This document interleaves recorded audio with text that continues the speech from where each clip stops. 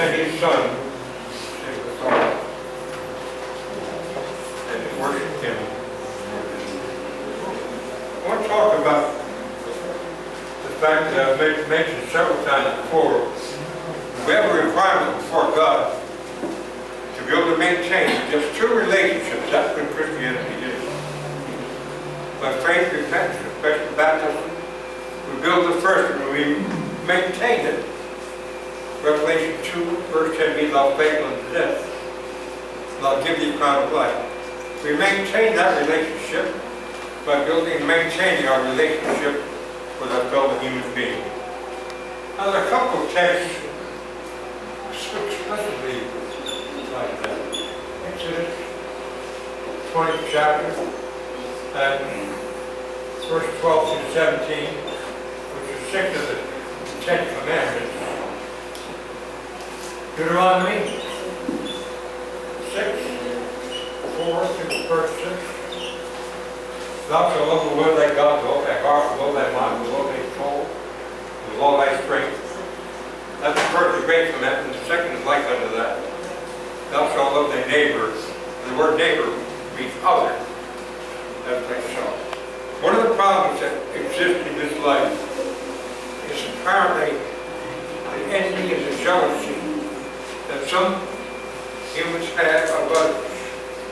And it gets to the point sometimes where it produces death and destruction. If we look at the 10 Commandments, find the first 4 in verses 1 through 7, deal with who God is and our relationship to Him directly. He is God. We're to worship Him. We're not to be guilty of idolatry. And we're not to use His name in vain. But the last 6 have to do directly with our relationship with each other. I want to take time to read those carefully. Starts off in verse 8. That's the addition to the Sabbath, which becomes then the identification of the covenant God had made specially with the Jews in Exodus 19. But going down to verse 12. Honor thy father and thy mother, that thy days may be long upon this earth, which the land that the Lord giveth. Thou shalt not murder. You shall not commit adultery. You shall not steal. You shall not bear false witness. You shall not covet your neighbor's house. You shall not covet your neighbor's wife, nor his master's maidservant, nor his maidservant, nor his ox, nor his donkey, nor anything else that is your neighbor. When you look at that kind of a command, there's the implied necessity that what God says in the thou shalt not means we must turn this around and do the opposite of what God said. For example, you shall do no murder. Means we must do what we can to protect life. We have people in the world today that think this world is so bad that they don't want anything to do with that world which is to come. They want to get out of everything. They commit suicide. That's self-murder.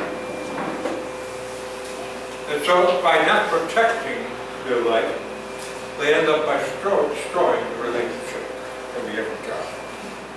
I think it's worth noting too that if I cannot build and establish and maintain the right relationship with my fellow human beings, then God does not want me in heaven.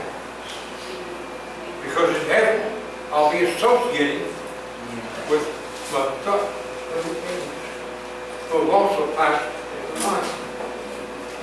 Now, there are many scriptures that tell about the disaster of not treating, especially our brothers and sisters in Christ. One of the most particular I find is in Proverbs 6 and about the 14th verse. The 6 things that God hates. And he said, he that soweth discord among brethren. There are people today, Christians, and preachers who seem to have it in their heart that they have to be numero uno. In order to achieve that position, they have the right then to